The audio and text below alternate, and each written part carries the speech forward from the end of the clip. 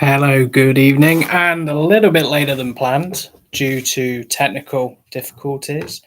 I've finally got to the age now where, unfortunately, I need to ask for IT help when something goes wrong, unfortunately, which is such a shame. But I know it's 8 o'clock. Normally it's 7 o'clock. I can apologise for anyone who tried to watch it previously and missed it. But we're back online a little bit later, a little bit more pissed off because I really hate it when technology decides to go a little bit wrong. But what can we do? Unfortunately, it's one of those things. It's the way that the cookie crumbles. But best thing is, everyone who missed it can watch it on demand. Obviously, if you are watching, just if you can share that we're back online and it's a little bit later than planned, it'd be greatly appreciated. And as always, give us a like, subscribe. Have a bit of a laugh and a joke, really, because obviously I'm trying to see the funny side of it. That I was thinking, do I cancel it? Do I just keep clicking a button and hope it works? And then I had to Google it, which is always absolutely hilarious. Because when things go wrong and you're on a live deadline, and that's the thing is when you pre-record it, we're in a position, and obviously give a thanks to Anthony from Banners on the Wall, giving us an idea. We're looking at OBS Studio. It's something that we're going to be looking at in the next couple of weeks. Myself and a few others are just going to have a bit of a play with it and see if we can obviously make it a little bit more streamlined, a little bit more, rather than me just staring at you for a best part of an hour. I mean, no one really wants to see that, I'm afraid, but this is what you get at this time. But as always, really appreciate you guys coming on and watching, and the chat's open. Come and say hi. It'd be nice to know who's watching, and any questions or any thoughts and opinions, fling them on. Google had the answer. Google has the answer. If in doubt, go to Google. That is the key that we're going to learn from this one. But it's a little bit later than planned. To be fair, I always thought Monday night at 8 o'clock was the original planned time when I thought about it, but then I realised that it would go to 9 o'clock and I'll be tired. Who wants to talk about hockey on a Monday night at 8 o'clock? I'm going to see how it works, if I'm honest. So let's go through the rigmarole of the hockey stuff. At least it gave me plenty of time to think what we want to talk about first. So team-wise, last couple of weeks, started with Clan, started with Steelers. I think this week it's only fair I'm going to start proceedings for episode 4 of Chasing the Puck Live. Forgot to introduce myself and forgot to do that, so we're a little bit playing backwards on this one. So first team that I really wanted to have a conversation about with you guys is the Nottingham Panthers. Pre-season, Danny Stewart comes in, whole new roster, change from the coaching level. Few players return from the previous season. A lot of new recruitment comes in from Omar and the team to make their own lineup and decisions of how they wanted to bring them going forward. They bring them in. And pre-season, to be fair, they lose to Steelers 5-1. They lose to Cardiff, the Gary Moran Cup. And then result-wise, same as Storm, they wasn't a position where a lot of people on social media were very, it's going to be another one of those seasons for the Panthers. And, I get it. They're only 4 games in, but 2 4-point weekends. I know it's Challenge Cup, 4-0 win against Storm. Covered that a little bit last week, shut out away in Altrincham is not an easy challenge and a task really to do, but to go into a game like that, win 4-0. Obviously, we'll talk about Storm a little bit later, but, getting goals, Otto getting a goal as well, really good to see him scoring. Alfaro as well, Sam Kronos, and Didrik Hedbrand. I mean, there's a lot of names that are coming through. There's obviously a lot more in the games that we're just going to have a look at, really. But opening game, 4-0. Everyone was a little bit, we know what kind of season the Panthers going to have going forward. And, they do it. Play a really good game on the Friday night. Saturday, go against Guildford. Guildford looked like one of those teams that had recruited well, got some really top-tier defensive and offensive players. Last year, McAdam was probably one of the top tips that people said for netminder of the year. Mainly it was Guildford fans that said that. But, 4-3 win as well from home. Really good weekend, 4-point weekend, Challenge Cup. coming in, proving the doubters wrong. Obviously, covered Sam Herr from last one, but really good performance by him in the 4-3. Playing at home, really good attendance as well that came through. On the Saturday, 4,238 that went to see the game, Challenge Cup. Trying to get that buy-in and that engagement, especially so early in the season of getting, new fans in, season ticket holders now. Panthers do have the all-in package as well. So that's obviously really good and exciting for them. And, they got when, not conceding on the Friday. And then, there's a little bit of a tight squeeze in the end for Guildford, pushing to the very last second for them over that weekend. And, you go to it, really good week. 4-point weekend is something that you don't normally see from a Panthers team the last couple of seasons. So for them to do it, really impressive, really good for them as well. And then they roar into this weekend against Coventry Blaze. Of course, there is that one going forward with Coventry having, Danny coming back from Panthers and Kevin Moore going to Coventry, and that kind of lead-in of a game that, previous employers playing against each other kind of had it written itself going for it. But, looking from the game from outside in, the respect that was given for Kevin to come back, everything that happened the season before to come back and get the reception that he did was not going to be a surprise to anybody, really, because, he's loved in Nottingham and everything that he did. He can always come back, go in for the team that's happened there, and, he's brought his own roster. He's got his own situation in Coventry, which credit to him. Robinson Bernard started from netminders as well for them. Really good opportunity for them. Really early goal, 2 minutes in, Doherty scoring within 2 minutes and 12 seconds of the first period. And that's the thing, is that what Panthers have had the last couple of years is, the longer that the games have wore on, they've done a situation where they can come back. A lot of times, if you get the team and the support on the back early on, it kind of puts that little bit of pressure on. So to get that early goal, especially in the circumstances and playing a game like that, confidence breeds quite quickly for them as well. So, credit to them. They do that, really good first period, closing into the end with O'Farah getting second goal, 2-0 lead. Low penalties there, which is always going to be hit and miss given what happens with it there. But, Panthers in the ascendancy, going into second period, not really much happens really, but then it kind of kicks on in the third. Coventry come back, Luciani getting a goal.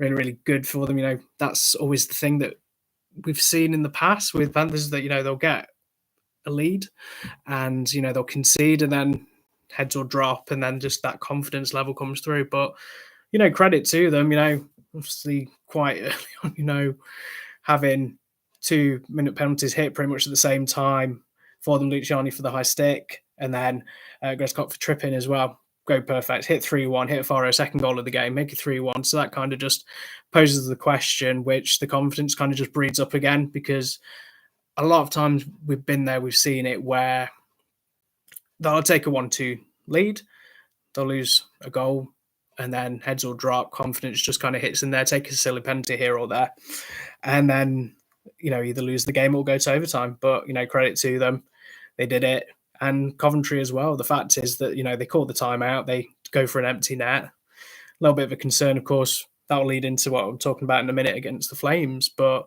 Grescott gets a goal, makes it 3-2. Last couple of minutes, hold on. There's been pressure. We've seen that time and time again, really, where, credit to Blaze that they went to the final buzzer to try and, empty net, get that position in. Unfortunately, they're probably really disappointed that they took the penalty when they did. At the end, with obviously last 30 seconds to go, with Alderson taking that, because they're probably, they've got the goal on the empty net, they've got pressure for 30 seconds, test the metal and try and take it into overtime. But really good game, 3-2. Really happy with that, for Panthers to get that opportunity. Fan base is happy, and always good to see after a game, not that layer of negativity on social media where it's just happiness and joyous occasions going forward.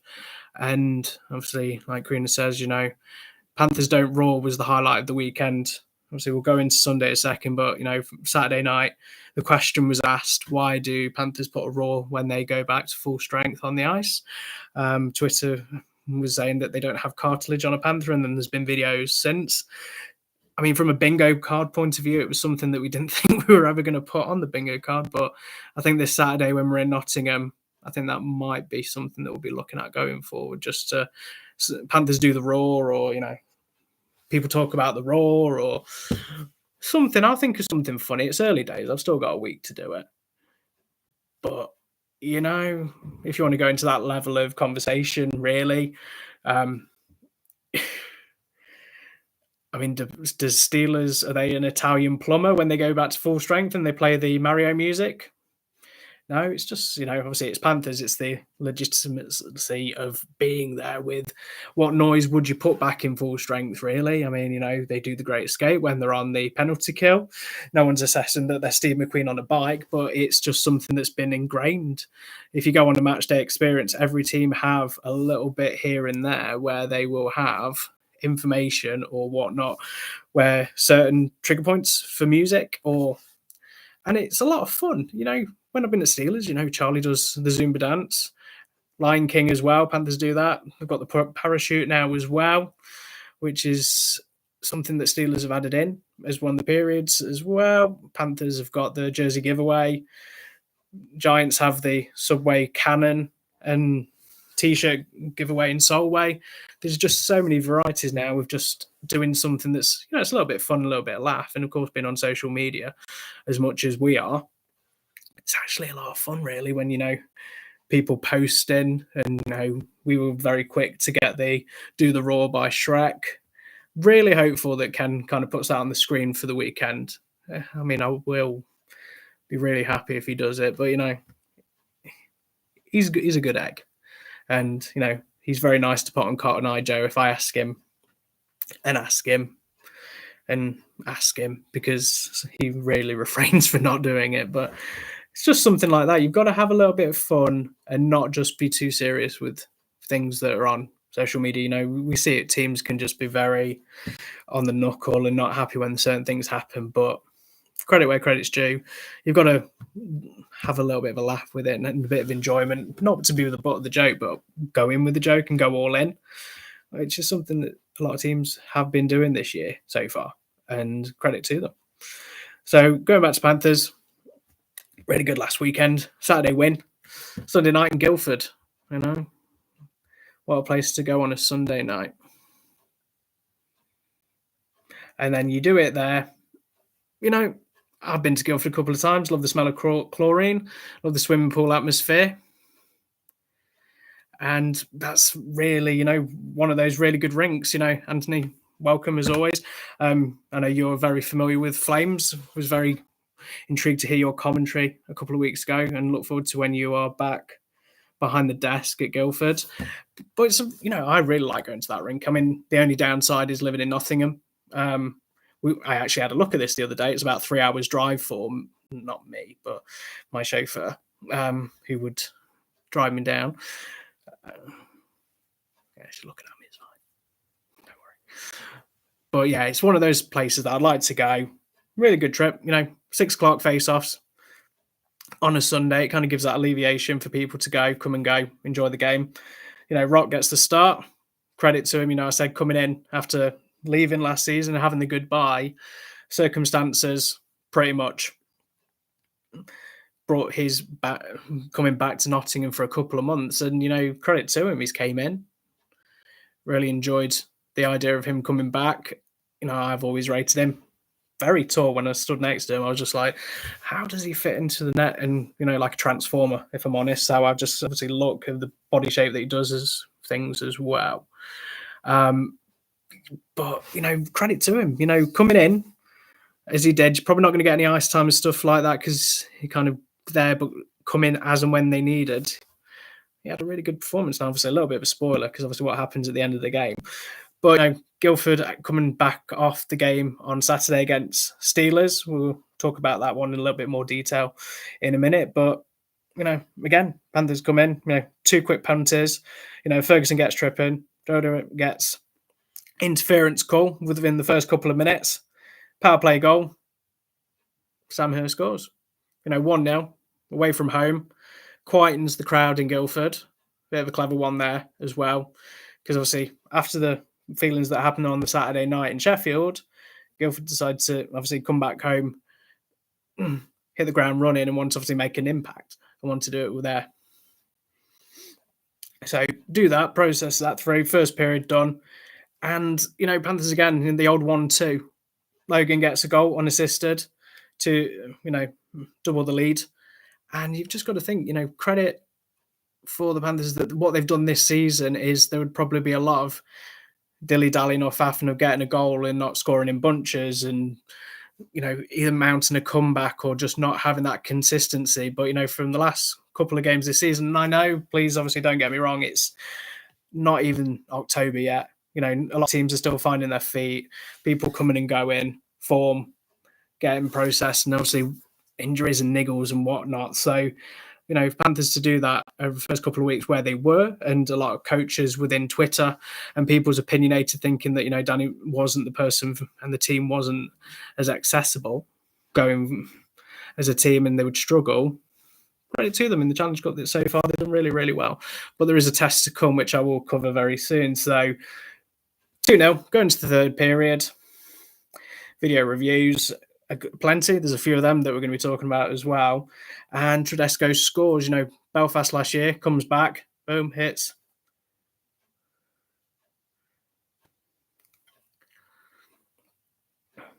And do it in that way. Tedesco do it, get a goal, 2-1.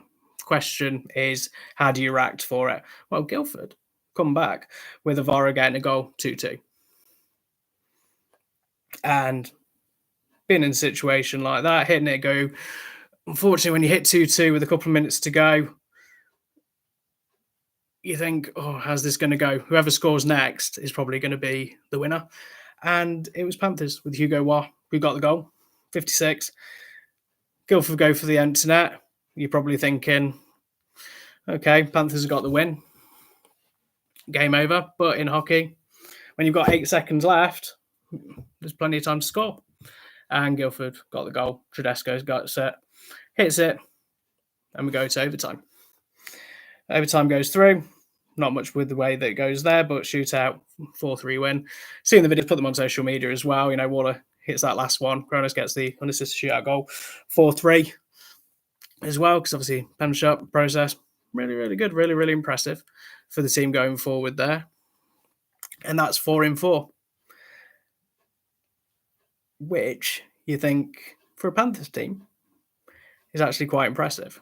And obviously now I've got a cat just to join me again. So traditions after last week, I do have a co-host. And obviously Panther, talking about the Nottingham Panthers, there is the cat, which is actually pretty cool.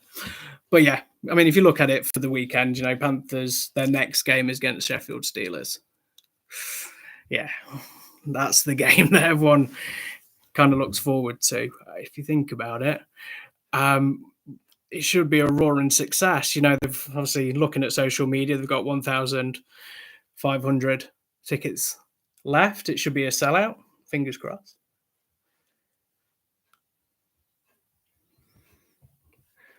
But when you think about it, interesting stat for you is the last time that Panthers won a competitive game, I was single, and now I'm marrying a Steeler.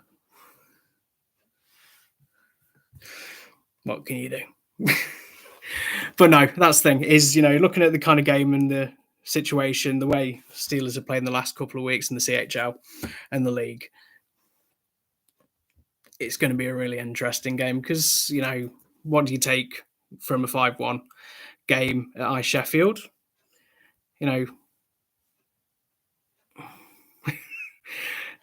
There's still time. Save yourself. I mean, the thing is, it's a game that, everyone I used to speak to used to say, what game should you pick? Which game should you go and watch? And it was always go and see a Panthers versus Steelers game. That was, the fight, the drama, everything in between. And it's probably one of the hottest ticking town, really, if you think about it, because, they're getting consistent, good attendances, as Jake says, really good. It would be good to see the rink fuller on a regular basis. I mean, you're in a position where you look at it, and the last couple of weeks at Sheffield, really big attendances. I think that's probably going to be one of the tough ones to get a ticket for this year, especially with the CHL and performances wise. But to go to a Steelers Panthers Steelers game, whichever variation. I mean, obviously they're already trying to get the tickets and set up ready for Christmas. Get those 50-50 tickets for Christmas, because that is coming soon, especially with Storm putting their Halloween jerseys out. I mean, I was going to mention that later, but how mint are they? Day of the Dead, absolutely perfect, absolutely brilliant. Won't lie, tempted to get one. I know, obviously, I think they might be an influx of people doing the same from different teams, but they've knocked out of the park. But going back to the original point, lost myself on a tangent there, is that, you go to a game like that, the atmosphere, I'm sure there'll be some comments about Raws, and, I love the build-up between Sheffield and Panthers. I'm very lucky to be a person of two worlds, that I see the good with the Panthers fans and the good with the Steelers fans. And credit to them, they're all really, really nice to me as well, which I am happy about. But when you see it and, the performances that it's been and the amount of goals, and people say, is it a rivalry? Is the rivalry still there? I mean, it's a one-sided rivalry, if I'm honest. I mean, let's look at it in the nicest possible way. It's been a very, very long time since Panthers have got a win competitively against Steelers. I mean, people can throw in the Elite Series, the Aladdin Cup, or, all the different variations of different trophies and whatnot like that, but Steelers won the Grand Slam. I mean, would someone say, well, I'd rather win the Elite Series than win the Grand Slam? Because if you look at the trajectory that Steelers have been on since that day, you kind of look at it and you think they've recruited well, they've kept the management team and the off-ice team pretty much correct, they've got the right players in, they've got the right mentality. And full credit to them. On Saturday, they were there for banner raising night. Seeing it was there, you put yourself in a position where you go to it and, the celebration of something that happens like that is not something that you want to see very often. But when you do, fully take advantage of it. Because, I mean, I don't know if anyone was there or saw the video. I think it's on social media now. Is the Valley video. Fully loving it, cowboy hat, and the boots and everything with the trophies on the ice, pomp and circumstances and whatnot. But to see that game and, hear the roar and hear the, the relief of the fans. And, I was very lucky I got there early to see, the fans, a few people I spoke to about the circumstances of, what they were going to be cheering for and celebrating. And it was actually really good to enjoy that and just savor that, especially for me. Hearing those stories and whatnot is kind of the bread and butter. You don't really get the opportunity to take a moment to take in the bits and pieces, because it goes so fast. It goes so fast when you look at it and you just think, we move on so quickly. One team wins, another team wins. We've gone from Belfast winning the Grand Slam, Steelers winning the Grand Slam. A lot of people, pundits and predictions are kind of splitting up that 3 trophies. Neutrals will probably want them split between different teams. I'm sure there'll be an argument for different people. And you've not missed Clan. I mean, maybe we'll mention Clan in a trophy. Who knows? But they didn't have a meltdown. It's absolutely fine. I can't really talk about them this week, which is nice. They didn't have a meltdown when it was on the bingo card, was it? Terrible. But yeah, I mean, you look at that game against Guildford, the first thing that they needed to do more than anything was to revel in the moment, enjoy it, enjoy the celebration, see the banner raising, enjoy, celebrate it, but go into the game with the right level of concentration and just get through that first period. And to get a goal and going 1-0 up, and Dowdy getting the goal as well, especially obviously, first year as captain, wins a Grand Slam, comes in that and is the mature head within the group. That comes a little bit later as well, about Dops and him and imports trying to fight him. It's tradition, people try. But you've got to look at it. That first period, they take it, they produce what they needed to do, and they didn't let the circumstance overawe them, which, absolutely fine. Guildford, on the other hand, are probably a team that are probably sick of seeing the Steelers. At the shirt launch, a few of the players made comment of them being there, really, and saying, I feel sorry for Guildford that they've got to see us again and the banner raising. But it's a nice little rivalry. It's a nice little cook up. It's probably one of the games that I really enjoy going to. Is Steelers and Flames have kind of just, pardon the pun, but it's kind of heated up the last couple of years, the way that the team in the group are doing and playing going forwards. And you look at the game, second period, there was a few little niggles here and there, goals flying in, going into the third period, close game, but then there was just a switch in the third period where, there was just a couple of buzzers, couple of whistles, and just after the fact, there was a lot of pushing and shoving. Absolutely fine. It's, part of the game, it's part of the sport, but, there was a little bit push to the heads, a little bit of argy-bargy and whatnot. And, you could just see it, very fortunate of some of the footage that I picked up at the time, but it just went from, here's just some little bits here. You can kind of just say, okay, it's getting a little bit tasty, it's getting a bit niggly, it's getting a little bit here, there, and whatever.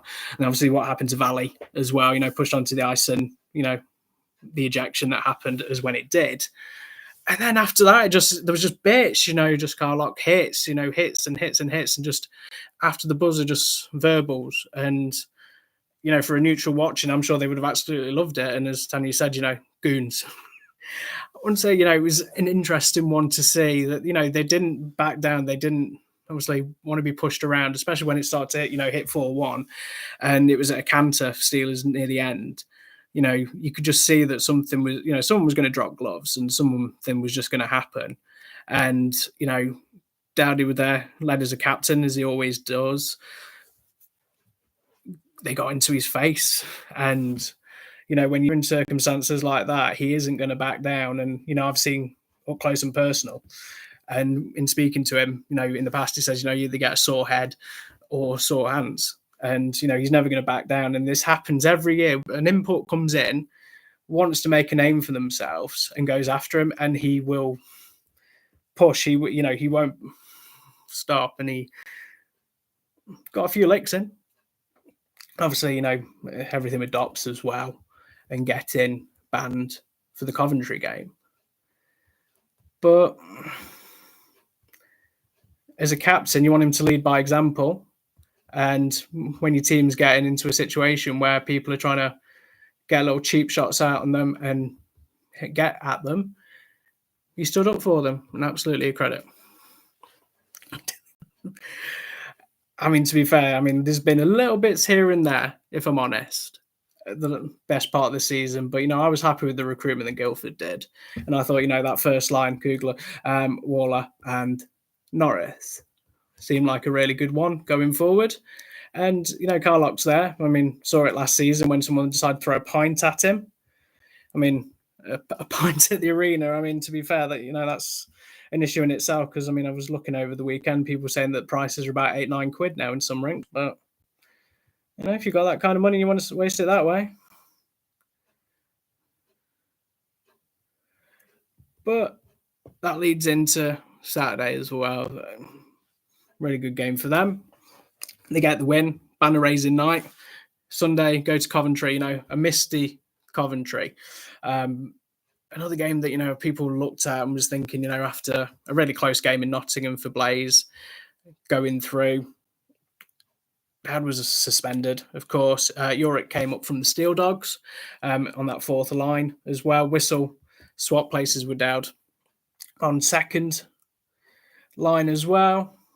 So it was kind of like, got the Brits in, and that's probably one of the big things really is, Steel Dogs with the performance against MK and against Bristol, but they've got players that can kind of be thrown in as well that can make that jump and that step up, and that connective tissue now between Steel Dogs and Steelers is going to pay dividends for them, especially if there's any knocks, injuries, or anything like that. But the $1 million one is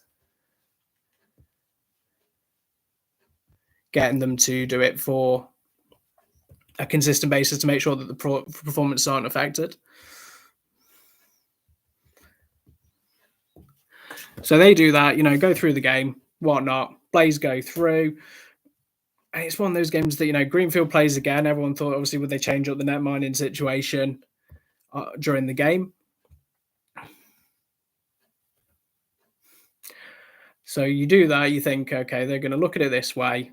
Blaze come in, Challenge Cup, really good weekend. I mean, to be fair to them, playing Panthers and playing Steelers in one weekend and obviously running it close for both games, considering where people had assessed where they thought their play and where they would finish. Actually was a really interesting one going forward. So they do that, come through against Blaze. So Blaze, of course, go and surprise a lot of teams. And then that's the thing is, they're going to surprise a few people. Absolutely right. Took the words right out of my mouth. So Robinson starts, Greenfield starts as well. Of course, we're going to go through to the Clan game in a bit with a goal within 8 seconds by call. But Steelers, within 14 seconds, get a goal. And you think about it, bus legs. Let's not forget bus legs with what people say about that, but Coventry Sheffield is not that far, really. But perfect start, really good. Finished the game on a high on Saturday night. Go to Coventry. Team's not really changed, bar dad swap around, of course. Evans has been, performance-wise, has been great since the HL and going through. Really good pickup. Oh, I've not said that in a long time. That's elite. That's an elite league memory. Do really well. Hit it first. Really, really performance well. Go to 2-0. Watling gets a goal within 4 minutes. Power play goal. And, kind of looks, this is the Challenge Cup winning team. Very excited to score after 4 seconds. FCHL, that 17-minute for a goal was a joke. Yeah, absolutely true. The Steelers fans have been quite lucky with the goals that they've been able to get over the last couple of weeks in the first couple of minutes. But, first period, 2-0. A couple of penalties here and there as always. But then hit it, boom. Of course, a goal by Ciampini. 3-0. That's the thing.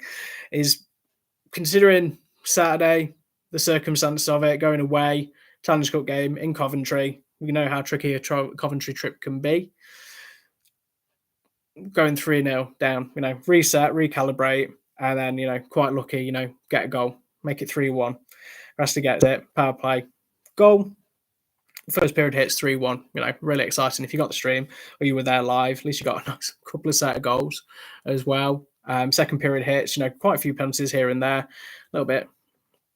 Getting a little bit trigger happy with the officials on the calls, but tripping, cross-checking, calls all around the houses. They're going to call them if there's situations that are going to allow it and miss it that way. And that gives the opportunity for Blaze to get another goal to make it 3-2 with Clements, testimonial year. Very good top player.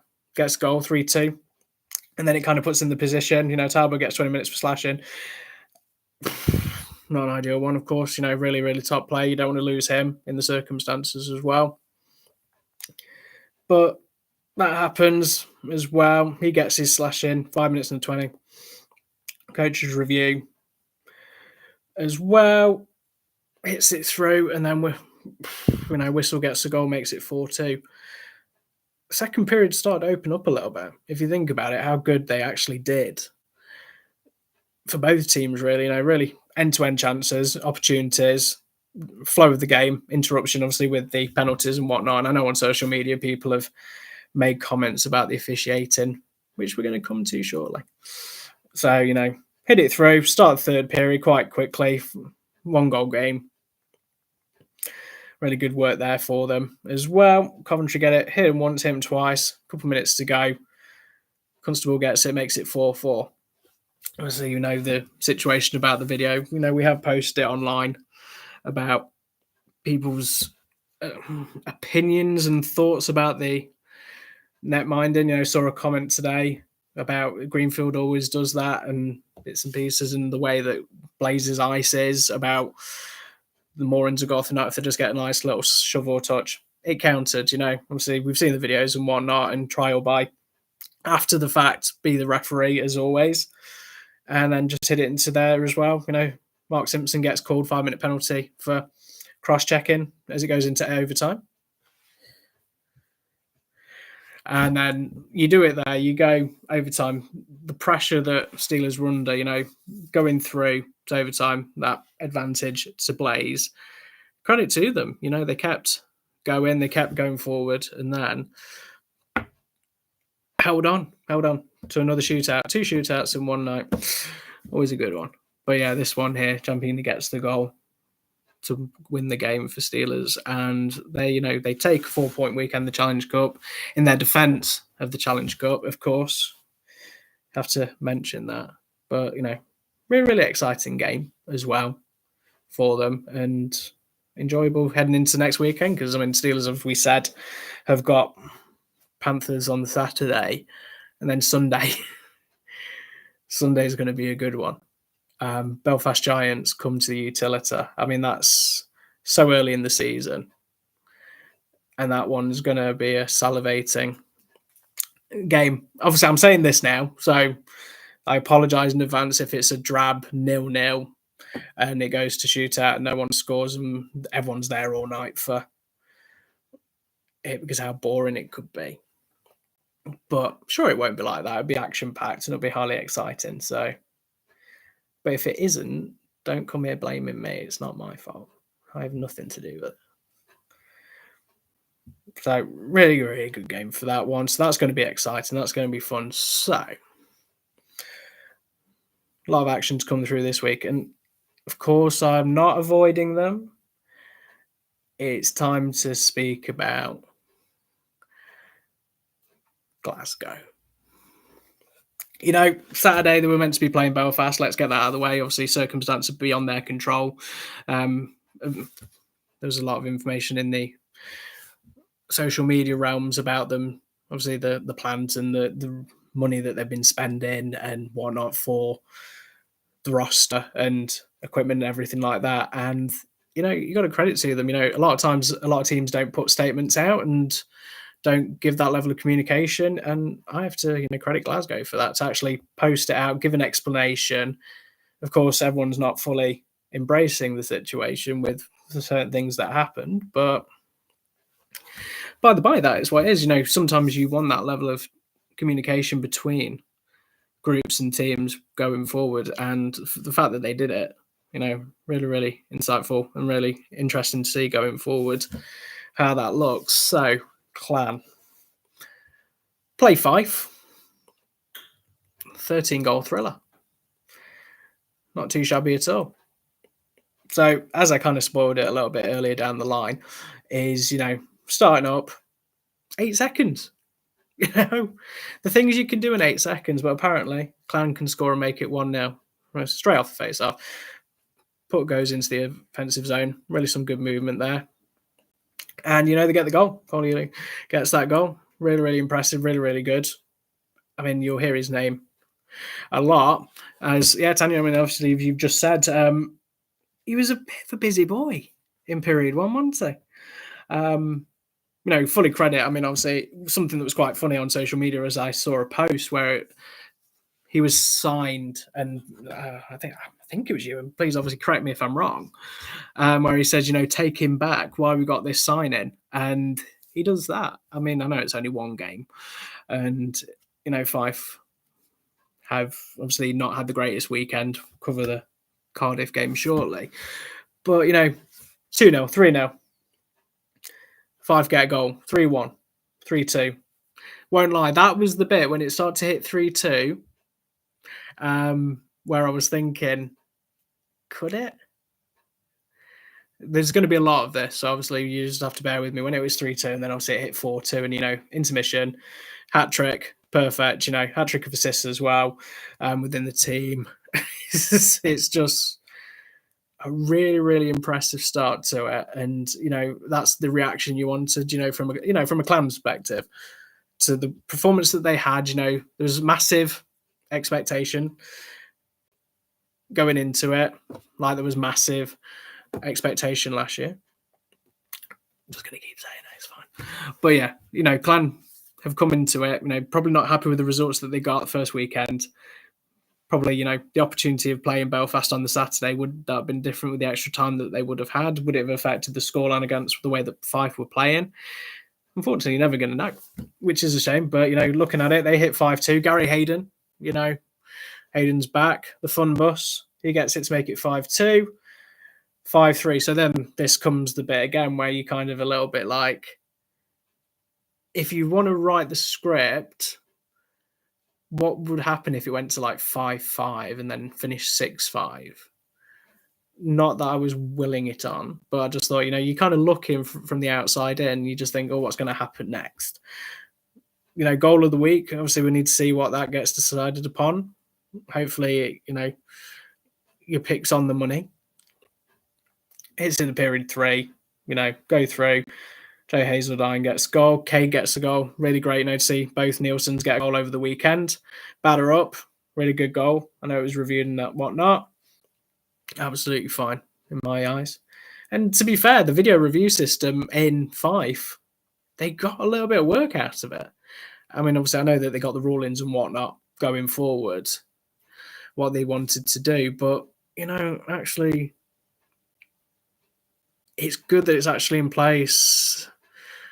If it's used right and it's using correctly and it's on there consistently, perfect. Because this is the thing, you're on social media, any of the videos that are on certain streams within 30 seconds to a minute, what you can see is on the screens at home. Some of the rinks, of course, sometimes will show highlights on the big screens during the game.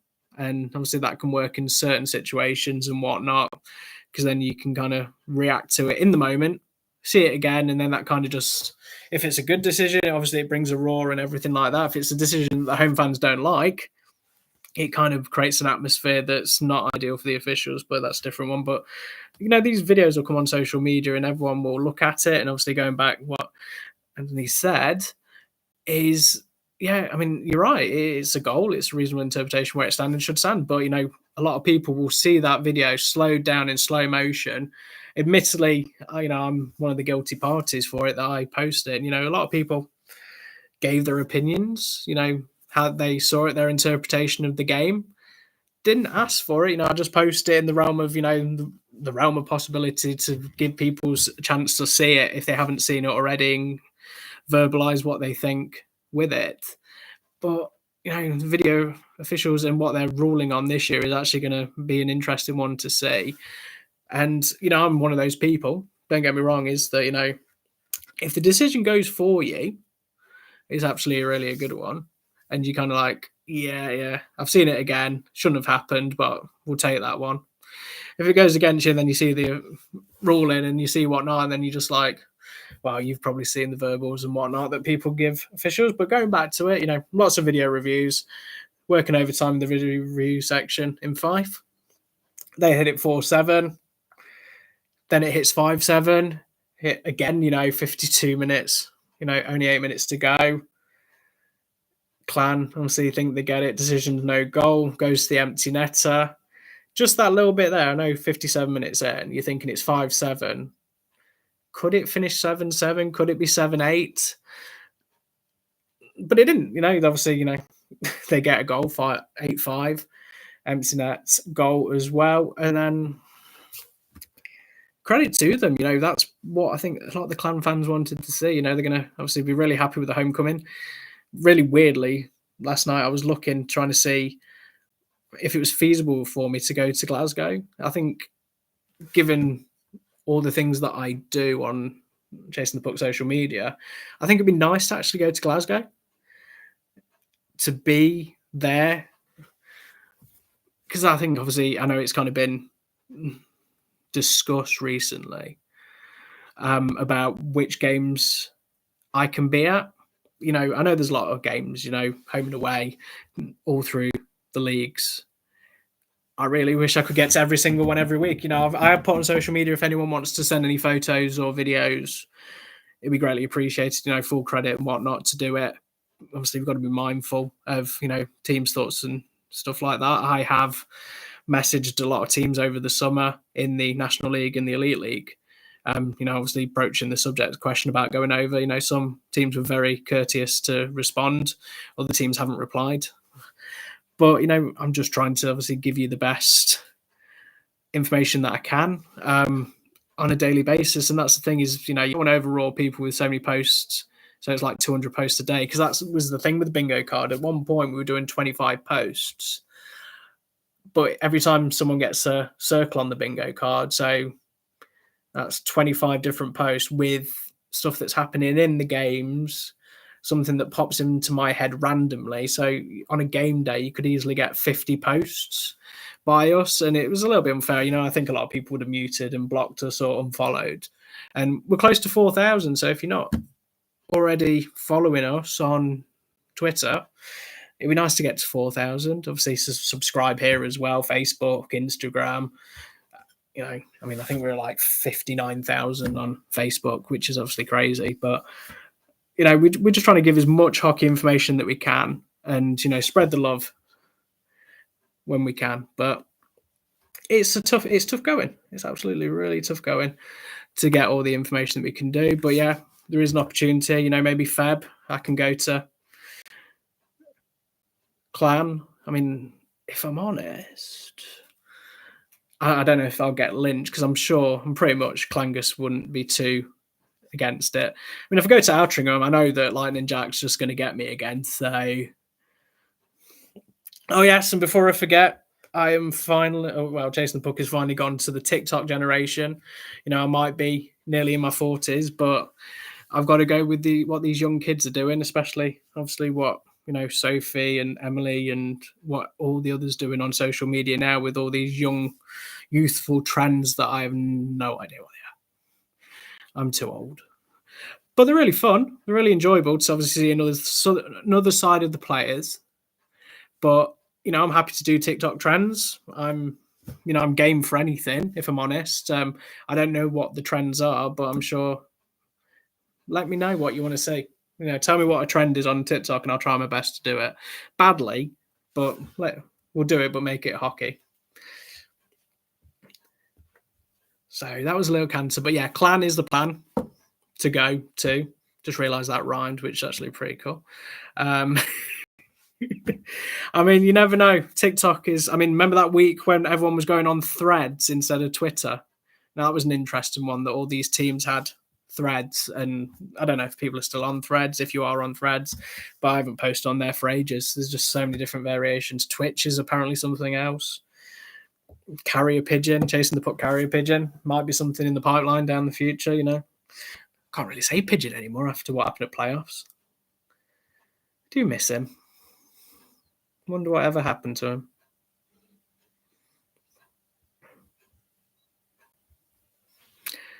Yes, I know. I just realised, sorry for everyone who didn't know what happened to him in the end.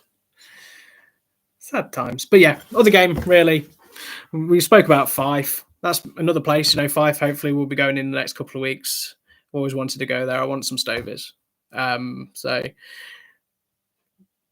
that's the thing. The only rinks that I haven't been in the Elite League is Clan, Dundee, or Fife. Obviously, National League is a very different one. With MK, I've been to Leeds. I always wanted to go to Solway. Solway, it looks like a really nice rink to go to, and it looks like a lot of fun there, especially what they're doing as well on their socials. So credit to them for that. But yeah, Clan in the pipeline, Fife in the pipeline, Stars. Fingers crossed. I like Freddos, so I'm sure they'll invite me over and give me some Freddos. But yeah, Cardiff was. Okay. I mean, that's yeah. It's always fab. Stovies are great. That's the thing is for someone who is Scottish, from my mother's side. I've never had Stovies. I mean, lawn sausages and tatty scones is probably the only thing that my mum really made that was Scottish. Had haggis when I was older, but if it's all that stuff, Dundee. I know they've got chips and curry. I'm hungry now. Sorry about this. I know it's later, but now we're talking about food, so we'll do it. Devils. So Devils against 5-1 win. Zach O'Brien gets a goal within 5 minutes of the first period. Really great first period there. We got a fan base meltdown from 5 fans, to be fair. Duggan gets a goal, 2-0 second period, but then, it kind of hits O'Brien again, hits it. Lucas gets a goal, make it 3-1. Josh McDonald gets a goal. Tyler gets a goal. 5-1. Boom, boom, boom. A lot of penalties there, a little bit of pushing and shoving and whatnot.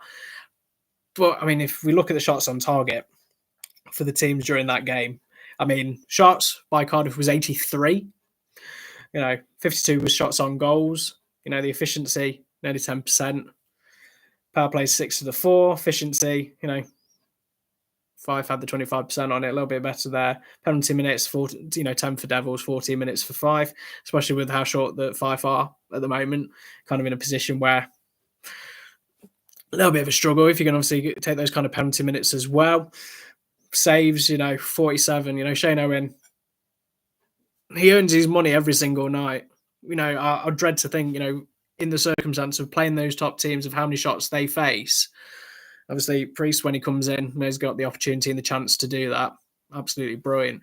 The Brit netminder that's there gets the opportunity as and when he can. But Shane Owen coming through every single night is, I have a lot of time, and for someone who comes like that and just yes, they've conceded.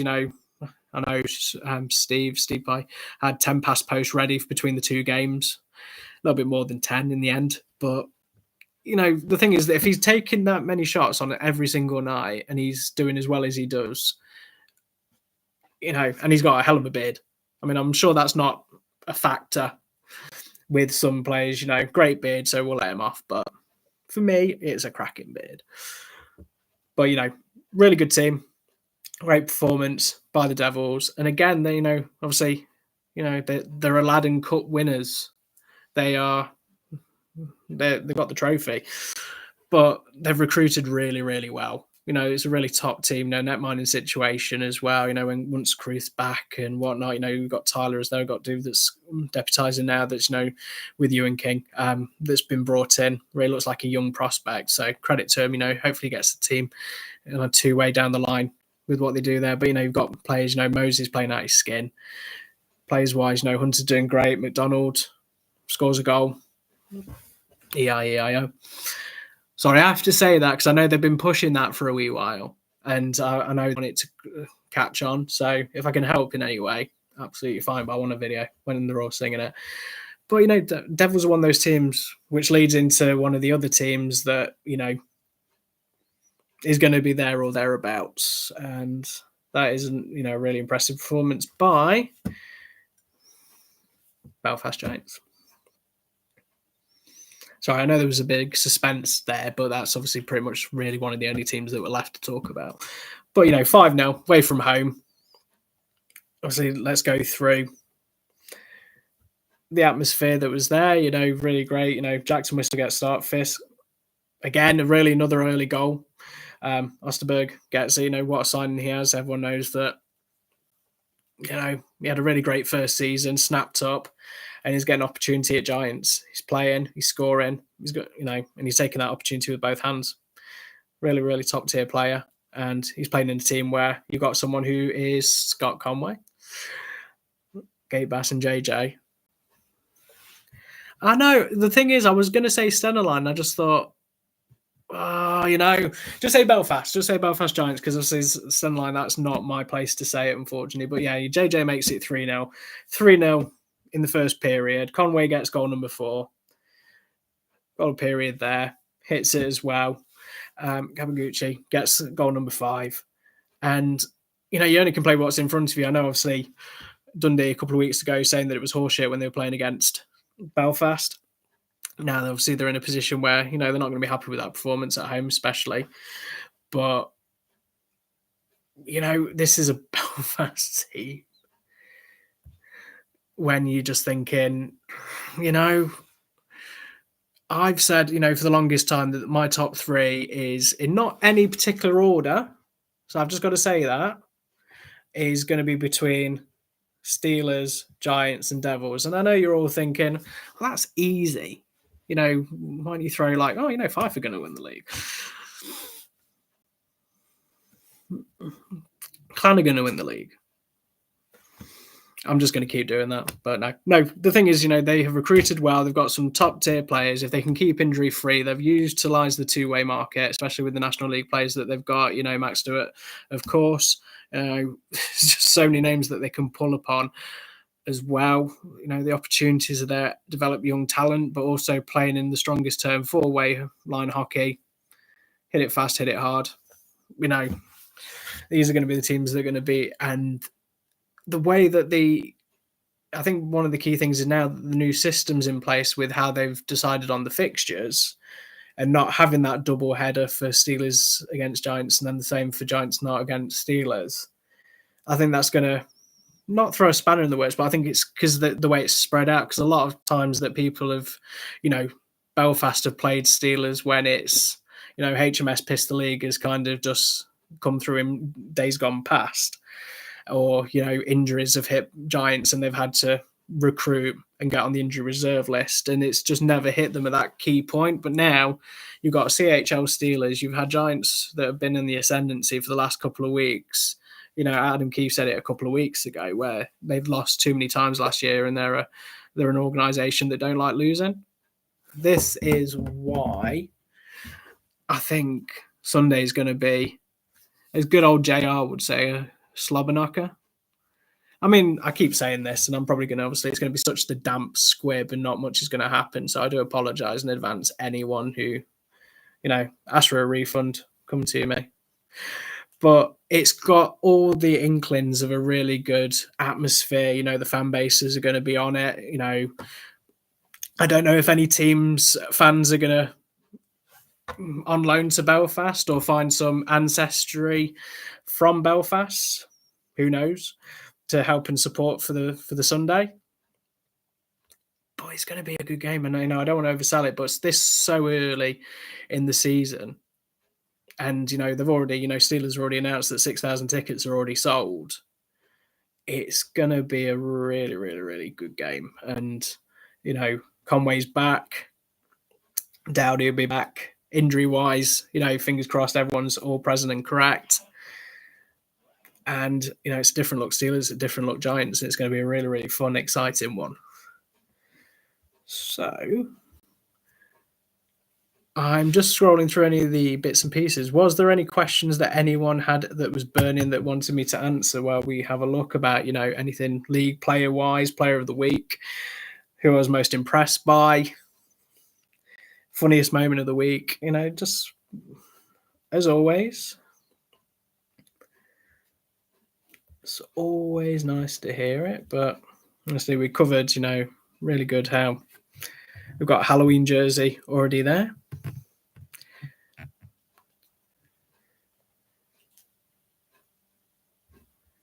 And then game-wise, let's have a look. Because I think it's obviously, let's just have a quick look and just see. Of course, the other one was one game that we missed, which would be remiss of me to mention, was, of course, Friday night. We spoke about Devils against Fife, but, against Storm as well. I mean, a lot of people have probably had a thought with Storm that after their pre-season, after last year, season performance when everyone had written them off. They bring in Joe Morrow and they have a really great season. Matt Gingo's change of personnel, but they keep a lot of the bodies within the building.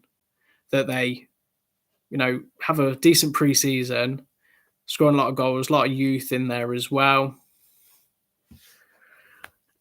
But when you do it, you think about it, pre-season is... It's one of those things. It's getting the systems in place. It's getting ice time. It's it's getting that on the legs. But if you look at Storm's performances, they've been really, really, really good. and highly enjoyable. But the results haven't hit where they've been in a position where, they've been getting goals. They've really got a top tier netminder in place. They've got a really young Brit netminder as well that plays and actually can come in and do a job. But they've just played some teams in the Challenge Cup so far where you're just thinking about it, really great performance against Guildford. Obviously, turn the tide the following night, 4-3. Anthony, you'll know this one as well. 4-3 against Storm. Losing to Panthers 4-0, getting a shut out at home at Altrincham against Panthers. Yeah. But then playing Cardiff, that's the thing is Cardiff, the way that they've played and been in a position that they played a couple of hundred pre-season games, they've got that fitness level. They've recruited well. They've got bodies. Yes, they had bodies missing for the World Championships and 7 missing when they played against Steelers. But this is a Devils team that, is really exciting and have a lot of time for, especially obviously with the Continental Cup and whatnot. And it'd be remiss of, Devils I've had a lot more looking at the Devils from this season because of last season with Inside Cardiff Devils that Ollie Hampson. So he obviously the documentary, and you put yourself in a position where you watch that, you kind of know some of the players, the coach and staff. If you haven't watched it, it's on YouTube. I know we obviously posted say, give it a watch and give it a whirl if you haven't already. But it is actually a really, really, really good documentary. It's really insightful. And that's the thing is a lot of people want that inside a little bit, not know everything about the players, what their favourite skittle is or chocolate bar or whatnot, but just having an insight into it is something that kind of fascinates because, everything is kind of behind closed doors, which of course it has to be and it needs to be. But when you do something like that, you enjoy. It's something that you want to watch. I still haven't watched the Madness documentary from Steelers. Obviously, someone is making me trying to watch it, unfortunately. I haven't had a chance to watch it yet because there's been other factors that we needed to do. And now there's a Grand Slam documentary. If you didn't see it, it was announced at shirt launch that there is one coming in December for the Grand Slam for Steelers. So that's another documentary that's online that'll be really good and insightful. And, that's what we want to see is teams have this accessibility and the social media input and engagement. And I know I said one of the first episodes about, YouTube is great because, if you look at Panthers and Steelers, especially during COVID, when they put the full games on, they have got archival footage where I know there used to be VHSs and DVDs. VHSs, I'm sounding old again. But there's so many games, there's so many new fans that are in there. I'm terrible for it, if I'm honest, because people will say to me and say, can you remember this player from this year or this jersey or this incident? And I can't remember it because obviously there was a time when I wasn't around hockey, which, I missed all the good bits apparently, and the players and the drama, especially everyone telling me about caps on Twitter seems to be something that I missed, which is a shame. But people don't know, and I know I got a little bit of heat for it last year where I was posting all the Christmas bits, the classical Christmas clips of, Giants with Craig Peacock dancing away in the concourse and whatnot. And some of the Steelers videos, Rockstar and All I Want for Christmas and whatnot, and Jono in somebody's bed. But things like that, and people want to see. The best example is obviously today, or last couple of days really, that Steelers have posted it and Panthers have posted it with the old photos, signed the old photos of when they were kids. And it's just little bits like that, is that they've got the accessibility. You would be in a position where, you can't do it. For me, I don't have the accessibility to kind of do that stuff to that level. I can only do the interviews and talk to them and do what I can when I get the opportunity. But that's what you want to see. You want to see action, excitement. You want to get people engaged, and you see it with other sports and everything like that. And it would be great, more to it. Teams have podcasts. Can we centralize it? Can we have footage in one place, like a Netflix of Elite League? Obviously, I know it probably wouldn't have the popularity that people would want, but you build it, people will come. Is there is a lot of people that probably want to watch games that are years gone past just to fill that void. And if it was a watch long or anything like that. Okay, so let's beat around the bush, because obviously question wise that everyone do, looking at it, would be, what was my favourite part of Jersey launch on Friday? So yes, so I was very proud to say that I was helping babysit over the Friday during the Jersey launch while the Rosa Docs were playing, because we went onto the concourse and just pretty much just was an opportunity to get beaten up by a small child. And credit where credit due, it's one way to welcome someone from Nottingham into Sheffield. But it's one of those things, and that's why we wanted to have a look at it.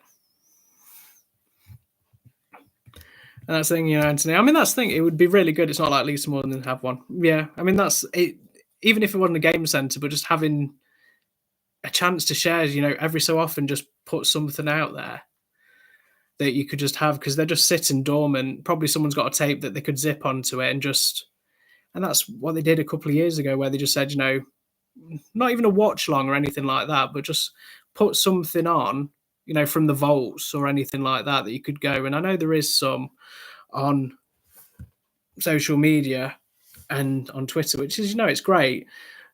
But for something that's readily available, I can remember some games or some snapshots. I know Hockey Fights, credit to them, get the footage and everything. There's little videos here and there. But it would just be nice to go back and just think back of a game that, that was really enjoyable to you, that you could actually go and watch. But it's about the costs and sustainability, really, to do it. And, a lot of these people are volunteers that haven't got the time and the resources to do it. But, idea-wise, it'd be really nice to see some games down the line that I missed it for whatever reason the last couple of years ago, where I could go and watch it.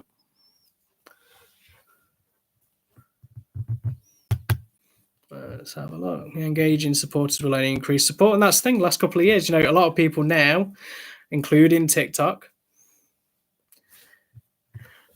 and trends, Instagram and whatnot, is that, a lot of companies now, you've got to only look at the kind of people that, Panthers have looked in for bringing through the door, like Fawcett Recruitment.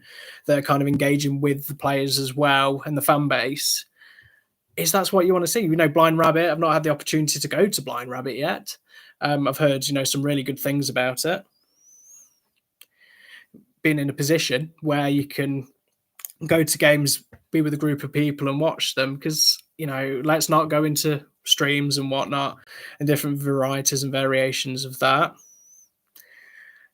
You got to be in an issue where, people want to watch it. I will be honest and say, when I looked at Fife a couple of weeks ago to go up to, I think all in all for one game to get there and back from Nottingham, stay in, food and whatnot, all in was about £200. And then if you think about it, £15 stream doesn't really look too badly when you're thinking, you'll be paying £200 to a night in Fife.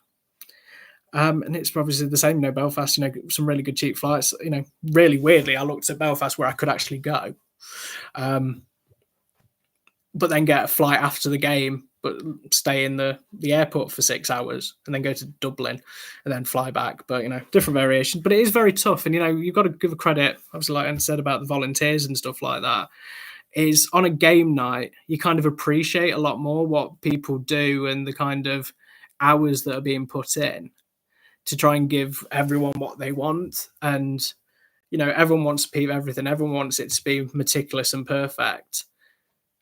But you can only do what you can do. And that's obviously the thing. But, I've always said this, that you're listening to me talk about hockey because you love hockey too. You wouldn't just be listening to it just to do something on a Monday night. I mean, you can do, I don't mind. But yeah, I mean, all in all, we want the sport to be as best it possibly can and be in a position where we can obviously allow it to grow. And that's the thing is, this isn't 30, 40,000 seat arenas. I mean, that'd be cool though. But, there is still people that, I say this from time to time. Fair enough. That's one way to be. Be here for. Credit to you. But we see some nights when you go through and you see, it's an attendances. I mean, I did make the joke that there's more people at the shirt launch on Friday than there would be at some rinks around the weekend, and that's just for Rosa Docs and Steel Dogs and Steelers shirt launch. But it's a tough market to crack, and I've said that about different sports, and now we're hitting the stage where cricket is over, football season's in full swing, boxing just recently happened. I know that's not a weekly thing. UFC, rugby, there's so many variety of sports. Sorry if I've missed any of them out that if people go and see alternatively. But with people's hard-earned cash and a lot of that time, and it is a tough, difficult one to. Yeah, I mean, that's the thing. It was free. You go, you get signatures and whatnot and process through, of course. So there's no revenue stream apart from the jerseys and the food and everything. But, Friday nights come through, travel to Sheffield to do it and get a jersey, meet the players and get them all signed. And of course, yes, you have to pay for car parking. I didn't. Obviously, someone else had to. But you kind of do it, and there's so many different factors. Meet the players. I mean, there's a lot of teams that are doing bowling with the players, golfing with the players, meet and greet the players. I think Steelers are doing it soon, where it's a grill somewhere where you can meet them and eat grill food, of course. But little bits and pieces like that. Team skates with the players afterwards. It all builds up a picture, especially for the younger groups. You'd be really excited to obviously see the next generation and seeing them, buying tickets, wanting merchandise, wanting season tickets, go week in, week out. That's where the future's going to be. There we go. And yeah, I mean, looking at it, the crowds when it's discount nights. I mean, to be fair, the only one that really comes to mind when you see a discount night is Steelers, really, that kind of benefits as solely as that. But that's credit to them, because what they do with the 50-50, with their ticket sales comments and posts and everything, they hit the nail on the head with how they actually get the posts out and how they encourage people to come, that it's the hottest ticket in town. And that's the thing. And, and now they're putting all their weight and social media presence as well into the Steel Dogs. I mean, going back onto Friday, the question was, and it was said, what are you doing on Sunday? And everyone was saying, going to see Blaze. But if you're not going to see Blaze, go and watch Steel Dogs. You get the discount season ticket holders. And then, you do it there and it starts to get people through the door. I mean, I went to Steel Dogs versus Solway last year, and it was, I posted a photo and people said, why is people dressed up as blue seats? But now there is a connective tissue between Steelers and Steel Dogs. It's cheaper. And this is the thing, is if people are already going to Steelers games and can't afford to travel to those big games in the Elite League, now they've got reduced pricing. You can get a good pie at Steel Dogs as well, and it's quite busy. And as Green said, if you're in the local area and it's a game of hockey for a $5, considering how much a stream, or depending on what you need to do, and if lived in Sheffield, I'm sure that's a subtle hint of what my future holds. But you'll be in a situation where for a $5 a ticket, reduced nights as well, hockey's hockey. I've always been a big fan of that one as well. And of course, Steel Kings, let's look at them going forward. They did really well in Nottingham. They're a really great team to watch. Scimitars as well, really good team. Obviously, they've got a lot of faith behind them. Youth of Sheffield, a lot more training at Sheffield, and obviously it kind of builds up and that development. I said development. There we go. There you go. And, kind of being in a situation is, if you look at Sheffield, for example, with Sheffield United and Sheffield Wednesday, they are Premier League teams in the Championship, which still, quote, same with Derby County, which obviously get 30,000-40,000 a week, dependent of them being in the Championship. Same when Forest was in the Championship. They still had the highest attendances because of their history within football. So obviously, yes, they're not Premier League teams like Manchester United or Manchester City or Glasgow Rangers and Glasgow Celtic or whatnot. But, don't underestimate the hardship that it would need to be, especially in Sheffield, for example, where if you're not Wednesday and you're not United, you could be Barnsley, you could be Rotherham. And that's the thing. And of course, para hockey doesn't have the money like the Elite League. I mean, that's the thing, is that I know that they don't have the money there, but credit to them that there is a option to go and watch them, and their social media footprint and footprint at I Sheffield is they're not forgotten, and they're not in a position where they can be overlooked. And I've been very fortunate to watch those games and have people write for Chasing the Puck that have done the para hockey games. And I know that the fortitude and the testimony of all those people that play, it's incredible. And yes, they don't have the money that other aspects of the leagues or competitions have, but they've got a love for the sport. And you've got to give them a lot of credit how good they are and how talented they are, and watching them not just in Sheffield but the teams in and around the country. Obviously, when the opportunity has been of watching them around the world and the competitions. And that's the thing is, I would love if I could spend all day and every day watching hockey in and around different sports, different levels, different aspects. I would, but unfortunately I've got the 9 to 5 and I've got to pay the bill somehow, unfortunately. But I love eat and breathe hockey, and it is something that I'd love to not help with. I think that's obviously really unfair. They're doing everything; their successes are all done to themselves. But that's the thing, is that everyone's very first and forefront of these are the teams, and I always use the analogy. Sorry, and I know obviously I'm mentioning this, but the league and the teams are the steak. They are obviously the prime cut that everyone wants to eat and have a look at. There's chips and veg and whatnot.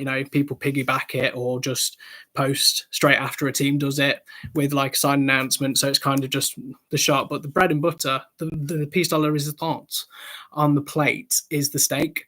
That's what everyone wants to be. That's where all the money, the revenue, and everything will go into. And that's obviously the bigger the steak, the better the price and everything like that. Is you do it, and then for us, Chasing the Puck, we're just very much, we want to be the best chips that we possibly can. That you'll eat a couple, you're too full from the steak to eat all of them anyway. But we're kind of in a position that we just want people to eat the chips every so often, and just have a palate cleanser from the main stuff, which is the league and the teams. But yeah, I mean, that's the thing, is that it is a shame. There is so many people that we've been there with the Lions and other teams where you're fighting in to get your voices heard, and you want to reach out as many people as you can, because you can see the time and effort that the volunteers put in, that the players put in, to make it the best that they possibly can. And you kind of put yourself there where you'd love it. You'd love every week millions and millions of people to watch it, to get 10% of the population watching hockey. And that's always the dream. We want people to engage. We want people to reach out and say, I've not watched it before, but now I'm starting to watch it and I love it. But it's hard work. I don't envy the league and the teams and everything that they all have to do, because to get engagement, obviously there's a built-in fan base, season tickets, there's always going to be those people to renew, but obviously they want to push on to bigger and better things with recruitment, with investment, with getting people's name out there. And you see it with clubs doing school visits and community visits and having nights where they're bringing football teams in, or youth football teams, cricket, whatever teams and anything like that, to get people to the bug. I mean, Panthers, great that they get school visits in and, get to watch them play on the ice, do the practice at the CCM rink, and get them to ask questions to the players, because it's memories like that I didn't have when I was a kid. That, I'd probably say, 10-year-old me would have probably been like, I would want to go, can we go? It's really cool. I got to see these players. I got to do this. I got to do that. And, you're kind of in a position where they've got to try everything they possibly can. And, interactions with, different fan bases, different sports, collaborations, whatever not, with boxers or musicians. It's kind of been in that social aspect. And, it's very difficult because, I mean, especially with so many different teams, because if you look at the layer of 10 from the Elite League, and then look at the National League, and then National League 1, National League 2, and then, of course, Steel Kings as well, it's difficult because, people have kind of, people's grandparents, parents have put themselves, you have it, people have been Steelers fans for generations, Panthers fans, Giants in the last 25 years, Devils, whatever team it would be, really. But, from football, you've got, I would say from my family side, my granddad was a Derby County fan. My dad was a Derby County fan. So obviously that is pretty much ingrained in my family for a good, nearly 100 years of history that, you need to go and support it. And that's, I feel that, obviously I've got a next generation that I'll have that will be hockey. So I'm kind of building that going forward, being a fan of hockey, and everyone else that's listened to this at some point will have hockey. And I'll say, and fish. I'm sure that's Grimsby Town, I think, or fish. And he's a fan of fish. But you've got that, a lot of things that people have is that, you'll see people from schools that will see, maybe your school teacher likes hockey, maybe his classmates like hockey, uni people that might go there and say, oh, should we go to the hockey? It's good crack. You can have drinks in the stands and there's fights and whatnot. Or it's, and same with Freshers weekend. Obviously, it's been a long time since I don't know about Freshers. And, come and see the games. I mean, Solway did it last year where they went to the universities close by and says, do you know, we've got hockey here. Come, we'll give you a discount. Come and watch it. Absolutely brilliant, because there is so many facets that, you want to get people involved, because having a season ticket at a Premier League, Championship team, League One, League Two team, regardless of the cost in football or any other sports, because, I mean, for me, I work the 9 to 5, Monday to Friday, but then I work Saturday, Sunday because of what I do with the hockey side of things. So 7 days. You're in a position where you're working, but for whatever people's weekends are, you're in a position where, it's tough. You've got your time and energy, cost, especially with winter coming now, and obviously the concerns of that, of affordability and everything. It's that, you want people through the doors. A lot of people would have had season tickets anyway, and they would have been, either pay up front or they would have been part of the direct debit plan or Klarna Pay, depending on which teams do it, however they do it that way, where a lot of things are paid up till December. When I had my Panthers season ticket, it would just be set amount up till December, and then that would be paid off, and you've got everything paid. And, you foot for whatever percentage that you want to get through that is a foot for kind of people that's there. It's very tough to obviously to leave those people, because if you're not knowing, you're not knowing. That's why a lot more, investment has been put into signs in and around the area. I've seen Belfast put signs up. A lot of other teams have put interest there as well. Football grounds have advertising, programs, TV. There's a lot, randomly. You've got to try and push those buttons to try and get the word of mouth out there. And obviously, another example is Sheffield, a couple of weeks ago, were on Central, then I mean, we call it Central News, but that's a Nottingham thing. So that's probably not Yorkshire News or something like that. But yes, their version of a local news and BBC, credit to them, getting the word out there, getting the talks. But, a lot of the time that having these social media people that can make content, a lot of that content and engagement is going to be aimed towards the people that are already going as well. So, no one really wants to put 100 flyers out there, and the cost of it and everything, about where's the TV deal, where's the sponsorship and whatnot. I ain't getting involved in that. I've said that I never would get involved in that, because obviously that's way above my pay grade of knowing the exact ins and outs of how that would work and everything. So don't talk about things that you don't know. That's my ruling on that one. But, I can only do what I can do. Is that, if people say to me, would you give hockey a go? I say, yeah, 100% would. Look at it. Go and watch it. I went to watch it, and look at me now, fully obsessed. And it's living rent-free in my brain. But, that's the thing. It is a very difficult, hard situation because we're all looking through it on the mindset that, is it football as well as hockey, or do we pick hockey as the one go-to place? So we look at it and think, this is where we want to be, this is what we want to do. And, I'd love it if there was, a degree where, every single night was a sellout, or if you're in Cardiff, it's a hell out. And, people are clamoring to get tickets and there was a waiting list. But we're doing all right. We're getting the right players in, the right brand of hockey's being played. It's an enjoyable evening. Don't say that obviously you can't go to a game and it's like a boring 1-0 here or there. I almost said 0-0 then. I was like, that's only Sky Bet that does that when they don't realise during the first legs and second legs that no draws. But, we love it. We're here. We enjoy it as well. And, I'm more than happy to be that person in the middle of a shopping centre with a placard saying, come and watch hockey. It's frowned upon, but I'll do it anyway.